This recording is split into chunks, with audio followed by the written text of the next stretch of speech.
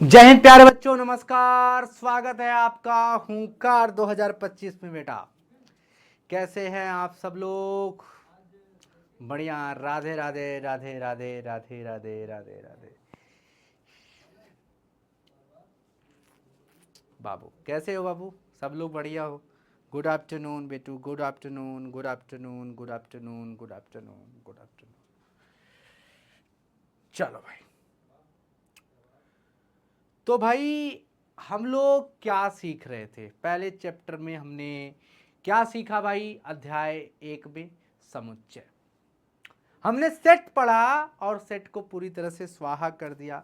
सारी चीज़ें हमने लगा डाली, सब कुछ खत्म कर दिया, है ना? कुछ उसमें बचा नहीं, सब कुछ हो गया। अब बारी किसकी है? अध्याय 2 की। तो अध्याय 1 पूरी तरह से नस्ते नाबूद है। अब अध्याय 2 हम पढ़ने जा रहे हैं। ठीक है, क्या पढ़ने जा रहे हैं बेटा? अध्याय 2। लेकिन उससे पहले वादा क्वालिटी का गारंटी रिजल्ट की। क्या बेटा? वादा क्वालिटी का गारंटी बेटा रिजल्ट की। तो जब आप मन लगा के पढ़ाई करोगे, यहाँ से क्वालिटी कंटेंट भर भर के मिलेगा, तो आपका रिजल्ट तो कोई नहीं रोक सकता। ठीक है भाई, ये हमारी पूरी की पूरी टीम जो क्लास 11th में क्या कर रही है, पूरी जोर शोर के साथ लगी है ना बेटा? समस्त बिहार भरेगा हुंकार बेटा, समस्त बिहार भरेगा हुंकार। और ये रहे तुम्हारे अंकित सर जो आज पढ़ाने वाले हैं अध्याय 2। चलो, कुणाल गुप्ता क्या हुआ भाई? क्यों रो रहे हो? कुणाल, साहिल, खुशी, कृति, दुर्गावती, प्रशांत, आदित्य, सब बढ़िया तो है? सब चौचक है ना बाबू? Good afternoon. तो प्यारे भाई कि अध्याय 2 आज स्टार्ट होने वाला है, संबंध और फलन। इस चैप्टर का नाम है संबंध और फलन।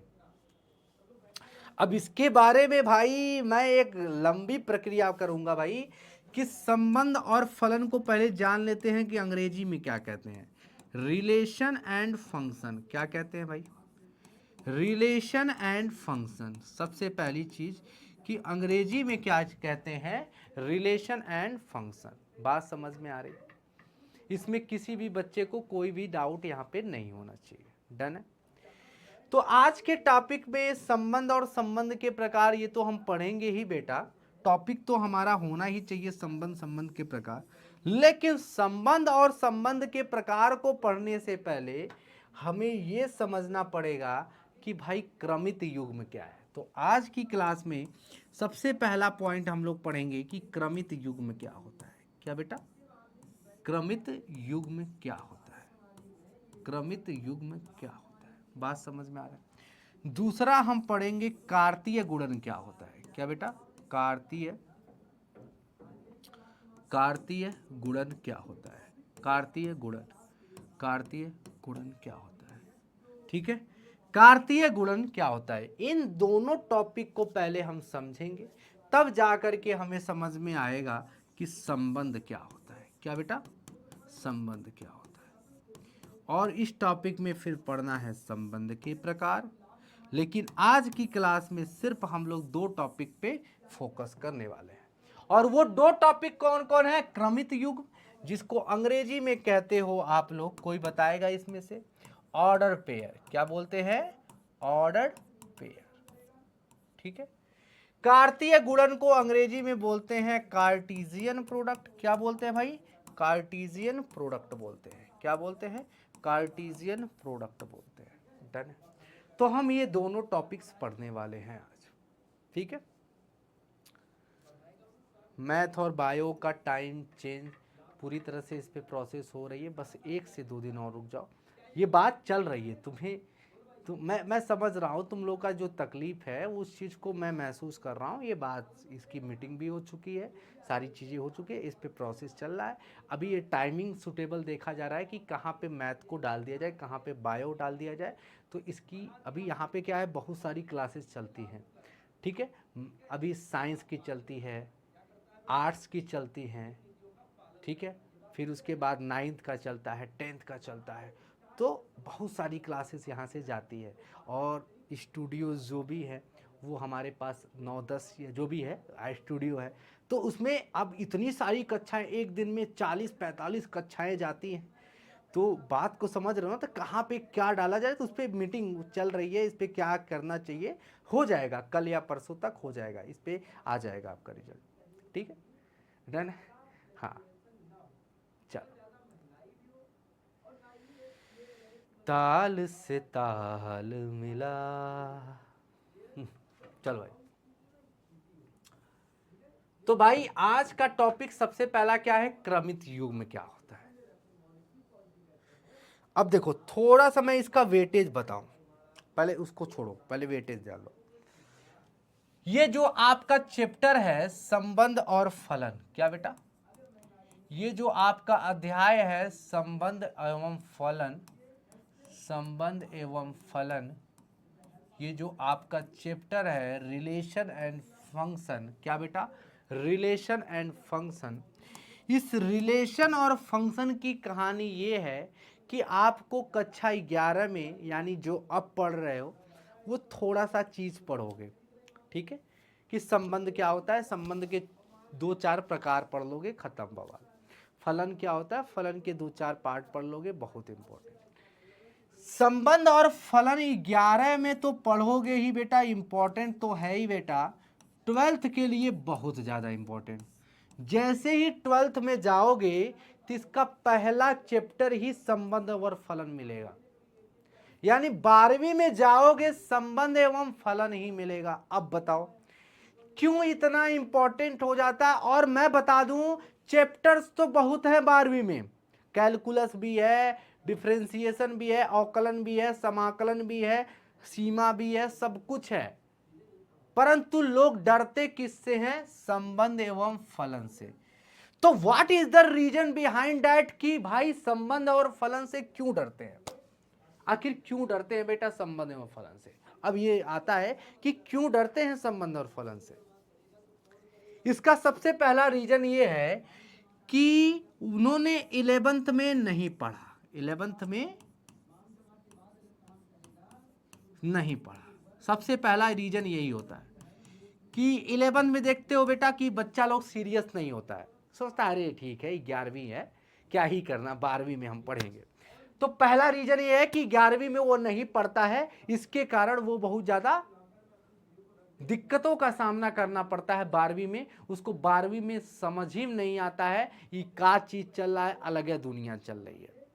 बात को समझ में आ रहा है, तो वो नहीं पढ़ा होता है। अब देखो समुच्चय जो आपने पढ़ा, तो समुच्चय का कहीं ना कहीं रोल आपका संबंध और फलन में है। तो वो जो बच्चे हैं वो 11वीं में उन्होंने पढ़ा ही नहीं है समुच्चय क्या होता है, संबंध एवं फलन क्या होता है, और वो जैसे ही 12वीं में आते हैं उनको एक नई दुनिया देखते हैं, अरे ये का है, अरे ये का है, अरे ये का है, ये सब का है, ये सब सैन्य देख के उनको चक्कर आने लगता है, और इसमें लैंग्वेज लिखना पड़ता है। ठीक है, अब जैसे ये जो अध्याय है हमारा, इस अध्याय में एक लैंग्वेज होता है, उस लैंग्वेज को समझना पड़ता है। ठीक है, इसमें सॉल्व नहीं करना होता है कि भाई इसको प्रूव करना हो a+b का होल स्क्वायर, मेंसुरेशन लगाना हो, ऐसा कुछ नहीं होता है। ठीक है, इसमें पूरी तरह से एक भाषा होती है जो लिखनी पड़ती है उसको प्रूव करने के लिए।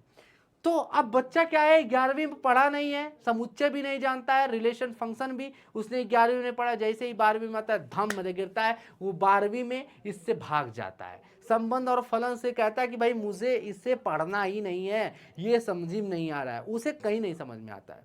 इसलिए सबसे भाई बहुत विनम्र निवेदन है कि इस चैप्टर को इसलिए पढ़ना, इस चैप्टर को इसलिए पढ़ना क्योंकि ये 12वीं में पहला ही अध्याय है, क्योंकि 12वीं में पहला ही अध्याय है।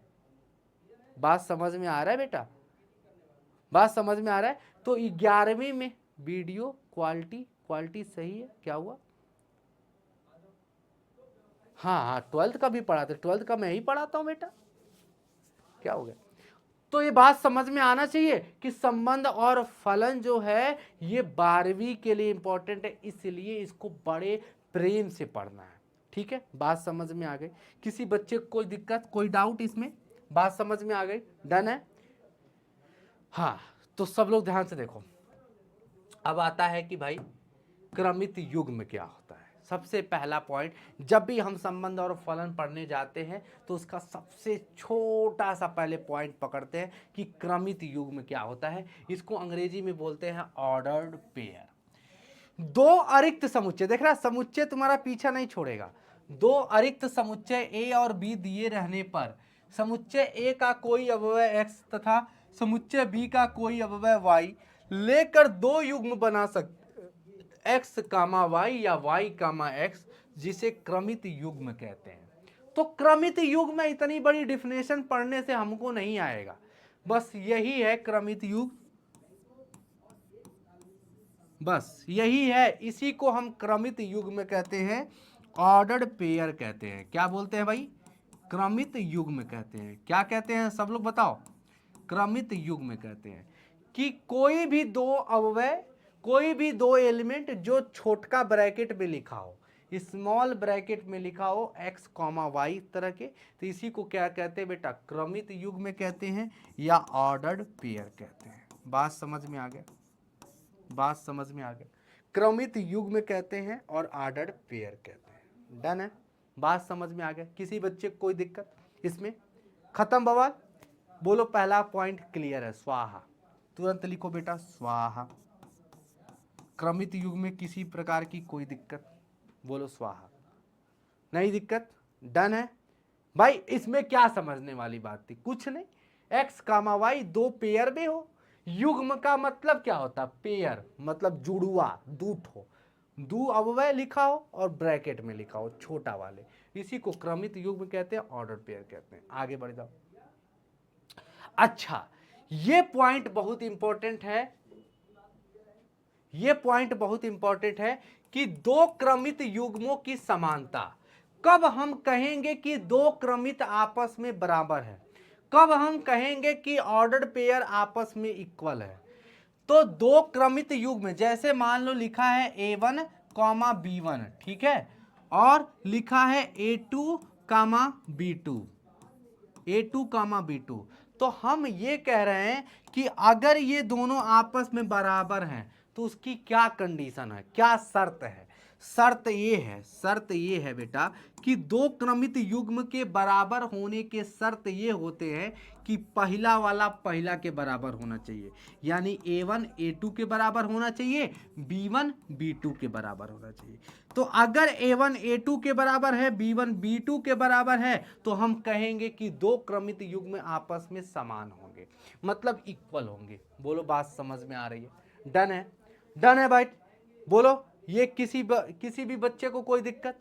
बोलो स्वाहा है बेटा। कि दो क्रमित युग्म हो समान होने की क्या शर्त है बेटा? तो पहला वाला पहले के बराबर, दूसरा वाला दूसरे के बराबर। अब बस इतने पे ही क्वेश्चन शुरू, इसी पे क्वेश्चन शुरू बेटा। पहला क्वेश्चन तुम्हारे सामने, पहला क्वेश्चन तुम्हारे सामने, यदि 2x माइनस 1 y माइनस 2 है ना, दो और यहां पे मान लो दो एक लिखा है, तो x और y का मान बताएं, x और y का मान बताएं, मान ज्ञात करें। चलो बताओ जल्दी से, क्या होगा इसका उत्तर? जल्दी से बताओ इसका उत्तर क्या होगा? जल्दी से सारे लोग उत्तर दे दो बेटा। क्या होगा? सारे लोग उत्तर दे दो भाई, क्या होगा इसका उत्तर?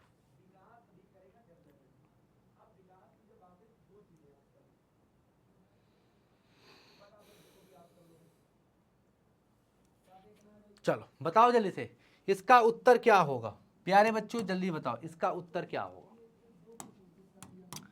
तो ये हाँ, तो आपस में कह रहा है कि ये दोनों क्रमित आपस में बराबर हैं। बोलो ये ऑर्डर पेयर है कि नहीं? पहला अवयव यहां पे, दूसरा अवयव यहां पे, पहला अवयव यहां पे, दूसरा अवयव यहां पे, दोनों आपस में क्रमित युग्म बराबर हैं, तो x और y का मान बताना है। तो ये वाला इसके बराबर होगा, यानी 2x माइनस 1 जो होगा वो किसके बराबर होगा? 2 के बराबर। बोलो होगा? तो 2x बराबर क्या हो जाएगा, जल्दी बताओ। -1 उधर जाएगा तो 2 में 1 जाएगा 3, और x का मान कितना हो जाएगा, 3/2 हो जाएगा। बोलो बात समझ में आए। x का मान क्या हो जाएगा, 3/2। y-2 किसके बराबर होगा, 1 के। तो y-2 किसके बराबर होगा, 1 के। तो y बराबर क्या हो जाएगा, 3। बोलो स्वाहा। किसी भी बच्चे को कोई दिक्कत, बोलो किसी भी बच्चे को कोई दिक्कत है ना, किसी भी बच्चे को कोई दिक्कत, एकदम आसान सा लल्लू सा चीज। मैंने कुछ पढ़ाया भी नहीं, क्वेश्चन बनना शुरू मैंने कुछ पढ़ाया भी नहीं, क्वेश्चन बनना शुरू बेटा। और मैं बता दूं 12वीं में ये क्वेश्चन ऐसे आए हुए हैं, बिहार बोर्ड में इसी तरह का क्वेश्चन आया हुआ है बेटा, इसी तरह का सेम क्वेश्चन आया हुआ है। बात समझ में आ रहा है, मल्टीपल चॉइस क्वेश्चन में, है ना बेटू। अच्छा, इसी बात पे आपके एक्सरसाइज का एक क्वेश्चन देता हूं, आपके एक्सरसाइज का एक क्वेश्चन देता हूं बेटा, कि यदि x/3 + 1, y-2/3 बराबर है 5/3 और 1/3 के, तो x तथा y का मान ज्ञात करें। x तथा y का मान ज्ञात करें, जल्दी से सारे लोग बताओ, मान ज्ञात करें, सभी लोग बताओ। If this ordered pair is equal to this, then find the value of x and y। चलो बताओ जल्दी से, x और y का मान ज्ञात करना है, जल्दी बताओ। अरे मैं तो बोल ही रहा हूं, पहले तुम बताओ, जल्दी उत्तर दे दो फिर बताता हूं। एक्सरसाइज का सबसे पहला क्वेश्चन है बेटू, एक्सरसाइज का 2.1 का सबसे पहला क्वेश्चन। देख रहे हो, कुछ पढ़ाया भी नहीं और क्वेश्चन उठना शुरू बोलो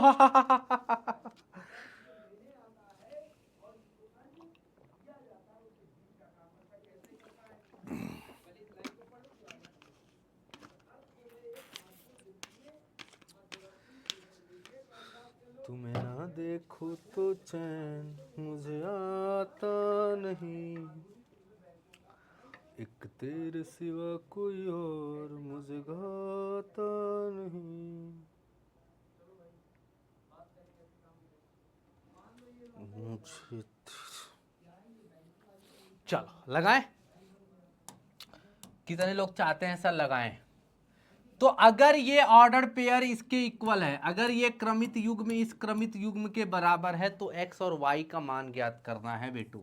तो x/3 + 1 किसके बराबर होगा, 5/3 के। डन है। तो x/3 बराबर क्या हो जाएगा, 5/3 इधर है, 1 उधर चला जाएगा, -1। डन है। तो x/3 बराबर 3 × 3, 5 में से 3 जाएगा, 2/3। ये 3 से 3 कट्टम पिट्टम, x का मान कितना हो गया, 2। खत्म बाबू। x का मान कितना हो गया बेटू, x का मान कितना हो गया, 2। चलो भाई, अगर ये चीज इसके बराबर हुआ तो ये चीज इसके बराबर होगा। y-2/3 = 1/3। तो y बराबर क्या हो जाएगा, 1/3 + 2/3। तो जोड़ोगे तो क्या हो जाएगा, 1/3 में 2/3 जोड़ोगे तो क्या आएगा, 3/3।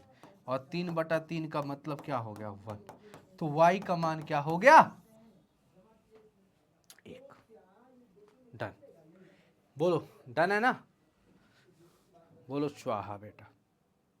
क्लियर, क्लियर बेटा, खत्म बवाल।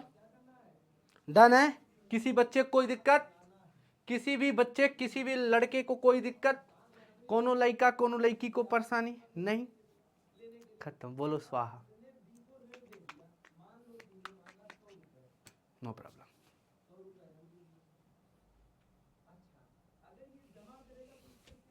चलो आगे बढ़ो। अब हम पढ़ेंगे कार्तीय गुणन। बहुत इंटरेस्टिंग टॉपिक है बेटा, मजा आ जाएगा। कार्तीय गुणन, समुच्चय के कार्तीय गुणन, इसको अंग्रेजी में बोलते हैं Cartesian product. Cartesian product, Cartesian product यानी कार्तीय गुणन कहते हैं। अच्छा, प्रोडक्ट से ही समझ में आ गया गुणा। प्रोडक्ट से ही समझ में आ गया गुड़ा, प्रोडक्ट से ही समझ में आ गया गुड़ा, प्रोडक्ट से ही समझ में आ गया गुड़ा, कार्तीय गुणन, गुणन से समझ में आ गया गुड़ा, ये बात समझ में आ गया। तो कह रहा है कि अरिक्त समुच्चय, और किसका गुणन, किसी भी दो अरिक्त समुच्चय, अरिक्त समुच्चय समझ रहे हो ना, रिक्त नहीं होना चाहिए, किसी भी दो रिक्त समुच्चय, अरिक्त समुच्चय का गुणन, किसी भी दो अरिक्त समुच्चय का गुणन ही क्या कहलाता है, कार्टेशियन प्रोडक्ट यानी कार्तीय गुणन कहलाता है। तो अरिक्त समुच्चय तो ए हो तथा बी के कार्तीय गुणन को ए क्रॉस बी द्वारा सूचित किया जाता है, निम्न प्रकार से परिभाषित किया जाता है। बात समझ में आ रहा है। तो ए क्रॉस बी, तो लिखोगे, अगर कोई पूछ दिया कि बताओ भाई कार्तीय गुणन क्या होता है, तो बोलोगे कि दो अरिक्त समुच्चय का गुणन, दो अरिक्त समुच्चय का गुणन क्या कहलाता है, कार्तीय गुणन कहलाता है। ए क्रॉस बी से इसे सूचित किया जाता है। क्या बेटा, ए क्रॉस बी से सूचित किया जाता है। अब देखो इसका एक एग्जाम्पल समझते हैं। मान लो कि ए बराबर एक समुच्चय दिया है 1,2, बात समझ में आ रहा है। बी बराबर एक दूसरा समुच्चय दिया है ए कामा बी, ए कामा बी। तुमसे क्वेश्चन पूछा गया भाई बताओ इन दोनों का कार्तीय गुणन क्या होगा। आपसे क्वेश्चन पूछा जा रहा है कि बताओ इन दोनों का कार्तीय गुणन क्या होगा, ए क्रॉस बी क्या होगा।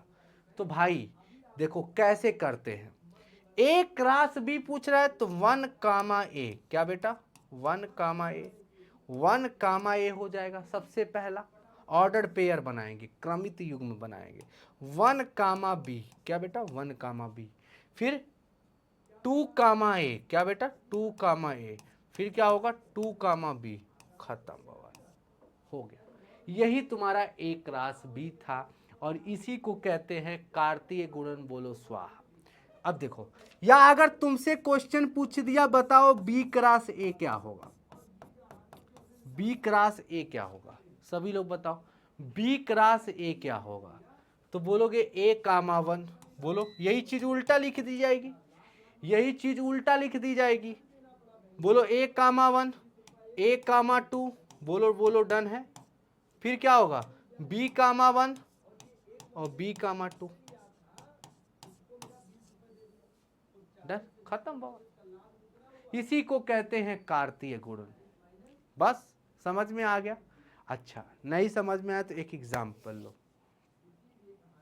एक एग्जाम्पल देखो। एक समुच्चय ए है, एक समुच्चय ए है जो तुम्हें दिख रहा है। ये तुम्हारा क्या है, कुक्कुर, क्या है बेटा कुक्कुर है, क्या है बेटा कुक्कुर, कुक्कुर मतलब कुत्ता, ठीक है। समुच्चय ए है, उस समुच्चय ए में दो अवयव दिया गया है, एक कुक्कुर और दूसरा बिलार, क्या बेटा दूसरा बिलार। बात समझ में आ रहा है, एक कुक्कुर और दूसरा बिलार। और समुच्चय बी दिया है, ये समुच्चय बी में पहला अवयव है खाना, क्या बेटा, इसको दूसरे से रंग से प्रदर्शित कर देते हैं। ये है खाना, क्या बेटा खाना, और ये है क्या भैया दूध, क्या है बेटा दूध। कह रहा है कि इन दोनों समुच्चय का गुणन निकालना है, कार्तीय गुणन। तो सुनो भाई, कुक्कुर एक बार खाना खाएगा, बोलो खाएगा, कुक्कुर एक बार खाना खाएगा। तो कुक्कुर कहाँ है भाई, कुक्कुर खाना खा लिया, डन है बेटा, पहला ऑर्डर पेयर। कुक्कुर दूध पिएगा, एक बार कुक्कुर खाना खाएगा, एक बार कुक्कुर दूध पिएगा। तो भाई साहब कुत्ता दूध भी पी लिया, डन। डॉग एक बार मिल्क पी लिया। अब बात समझ में आ गया, कुत्ता खाना भी खा लिया, कुत्ता दूध भी पिया। अभी इनको हर फरके हटाओ। फिर अब बिलार, बिलार मौसी, बिल्ली यानी कैट, कैट क्या करेगी, खाना खाएगी, कैट खाना खाएगी, कैट खाना खाएगी, कैट भी दूध पिएगी, बिलार अब दूध भी पिएगी, बिलार भी दूध पिएगी। बात समझ में, यही बेटा क्या होता है, कार्तीय गुणन होता है। बोलो स्वाहा, बोलो स्वाहा, खत्म बाबा। कुछ भी समझ में नहीं आ रहा मोनिका जी, कैसे नहीं समझ में आ रहा है, हैं बेटू।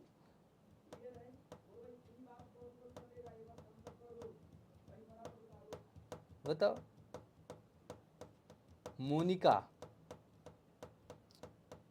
पगलू, फिर से देखना आ जाएगा समझ में। अच्छा ठीक है, तो कुछ एग्जाम्पल और लेते हैं।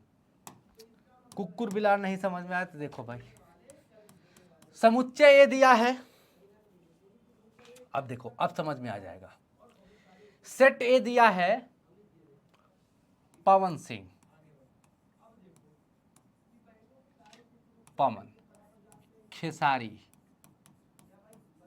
खेसारी, तीसरा मान लो है खेसारी के बाद दिनेश। ठीक है, ठीक है, बात समझ में आ रहा है। एक सेट ए दिया है, समुच्चय ए दिया है पवन, खेसारी, दिनेश। ठीक है, सेट बी दिया है, ध्यान से देखो, अक्षरा, अक्षरा, अमरपाली, अमरपाली, काजल। ठीक है, बात समझ में आ रहा है, बात समझ में आ रहा है। अब ध्यान से सुनो, कह रहा है कि इनका कार्टेशियन प्रोडक्ट बताओ। क्या बताओ? ए क्रॉस बी बताओ। बताओ भाई कार्तीय गुणन क्या होगा? यही है ना मुद्दा, यही है ना। तुम्हें समुच्चय ए दिया होगा, समुच्चय बी दिया होगा, कहेगा भैया इनका कार्तीय गुणन बताओ। तो एक बार अब इनका क्या करना है, ऑर्डर्ड पेयर बनाना है। पवन एक बार अक्षरा के साथ जाएंगे, पवन एक बार अक्षरा के साथ। तो मैं एक शॉर्ट फॉर्म में लिख रहा हूं बेटा, शॉर्ट फॉर्म में, पवन अक्षरा, डन है। फिर पवन अक्षरा के साथ गए, हो गया। पवन अमरपाली के साथ, डन है बेटा, अमरपाली, ए हम से नोट कर दे रहा हूं।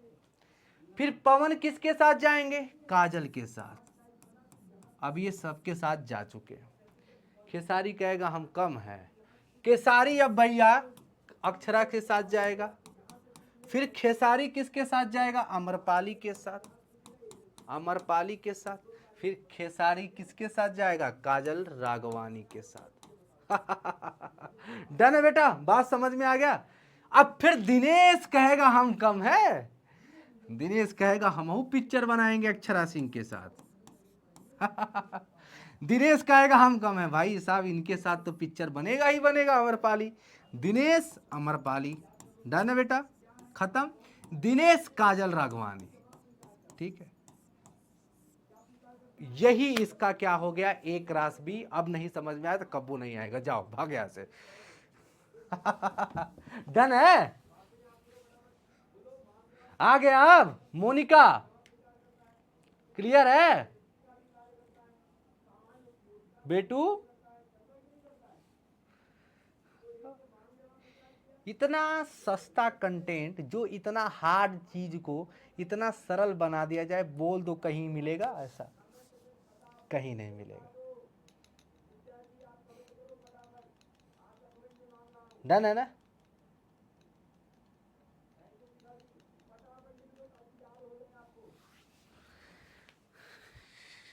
खत्म। तो हमने दो टॉपिक पढ़ा, क्रमित युग्म, क्रमित युग्म से रिलेटेड क्वेश्चन भी लगा लिया है ना, एक्सरसाइज भी लगा दिया, एक क्वेश्चन, कार्टेशियन प्रोडक्ट कार्तीय गुणन पढ़ा, ये भी वहां हो गया। और क्या पढ़े, यही ना भैया, खत्म वाला। और का और क्या है, क्या ही है। चलो एक क्वेश्चन और तुम बता दो मुझे, तुम बस मुझे बता दो, फिर उसके बाद एक कंसेप्ट है वो बता दूंगा, खत्म बवाल। चलो 1 2 3 एक समुच्चय दिया है, बी एक समुच्चय दिया है 4, 5। तो तुमसे पूछ रहा है भैया एक रास बी बताओ। चलो एक रास बी बताओ, जल्दी बताओ क्या होगा, एक रास बी क्या होगा।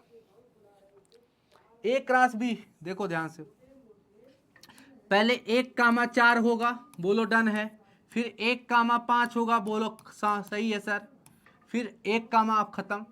फिर 2, 4 होगा, डन है बेटा। फिर क्या होगा, 2, 5 होगा, किसी बच्चे को कोई दिक्कत। फिर 3, 4, फिर 3, 5, डन है। एक रास भी है, खत्म बाबा। ठीक है, क्लियर है ना? बस एक रास भी यही हो जाएगा। चलो जल्दी से हमें उत्तर दिखो, उत्तर दे के बताओ बी क्रॉस ए क्या होगा। बी क्रॉस ए, अब की पारी उल्टा चीजें चलेंगी। बी क्रॉस ए तो सबसे पहले क्या लिखेंगे 4,1, बोलो डन है। फिर क्या लिखेंगे 4,2, डन है। फिर क्या लिखेंगे 4,3, सभी के साथ जाएगा। फिर उसके बाद अब 4 वाला खत्म, फिर 5 से शुरू होगा 5,1, 5,2, 5,3। यही हो जाएगा बी क्रॉस ए और वो हो जाएगा ए क्रॉस बी। डन है, बोलो स्वाहा, बोलो स्वाहा। खत्म बाबा, ए क्रॉस बी हो गया, बी क्रॉस ए हो गया। क्लियर, डन है, बोलोगे हाँ जी सर। तो अगर तुम्हें समझ में नहीं आया तो बेटा कहीं नहीं आएगा इसके बाद भी, है ना। डन है,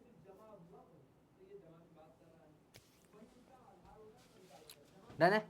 तो कार्टेशियन प्रोडक्ट यानी कार्तीय गुणन को समझने के लिए बहुत ही आसान मैंने एग्जांपल देकर के बताया भाई कि मान लिया कि एक सेट है जिसमें पवन खेसारी दिनेश लाल यादव हैं, दूसरा सेट भी है जो अक्षरा सिंह अमरपाली और काजल है।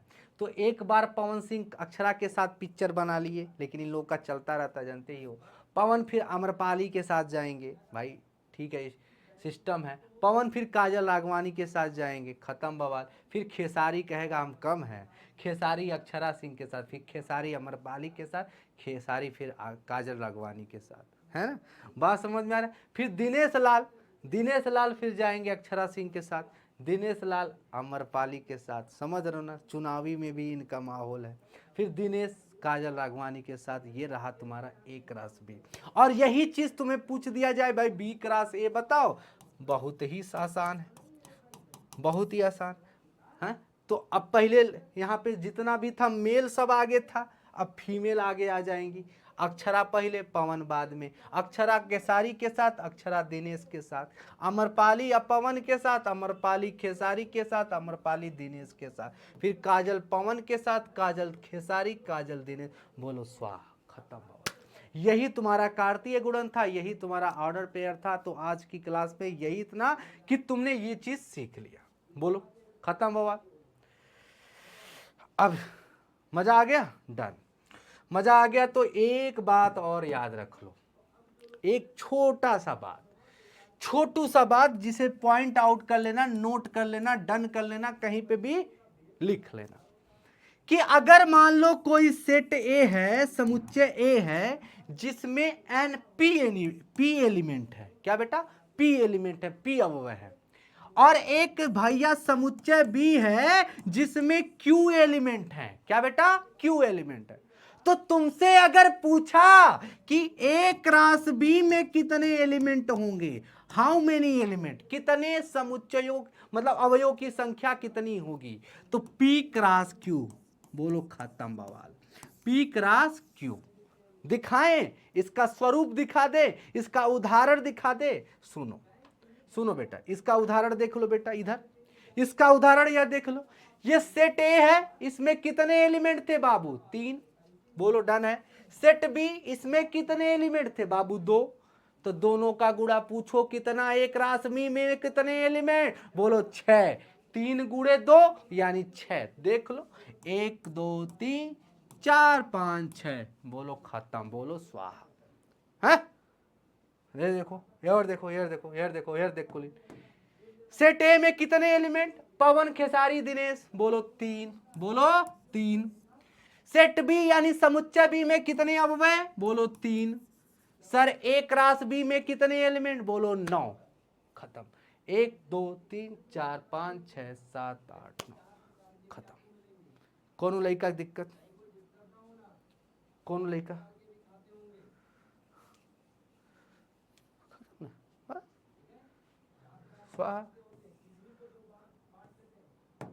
चलो एक जल्दी से इसका उत्तर बता दो, फिर उसके बाद क्लास को खत्म करें, है ना। यदि यदि एक समुच्चय ए है, उसमें मान लिया 6 एलिमेंट है, एक समुच्चय बी इस तरह से है 1 2 3, ठीक है।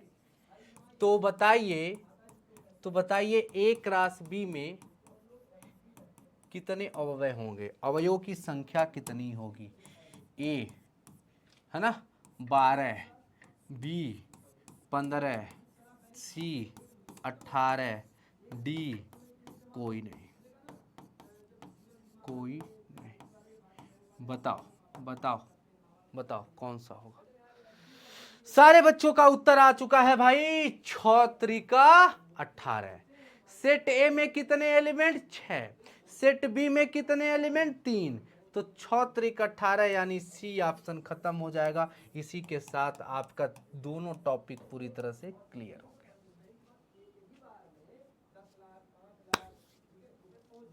हाँ मोनिका ठीक है। तो रिवीजन के तौर पे आपने क्या देखा भाई, आज की क्लास में आपने देखा कि क्रमित युग्म क्या होता है। क्या बेटा, क्रमित युग्म क्या होता है। ठीक है। दूसरा आपने क्या सीखा मेरा बच्चा, बताओ बताओ बताओ बेटा, क्या सीखा। कार्तीय गुणन, क्या कार्तीय गुणन, कार्तीय गुणन, जिसको आप अंग्रेजी में बोलते हो कार्टेशियन प्रोडक्ट और ऑर्डर्ड पेयर। ये दोनों बातें हमने सीख लिया, इससे रिलेटेड कई सारे क्वेश्चंस भी लगा लिए, खत्म हो गया। ठीक है।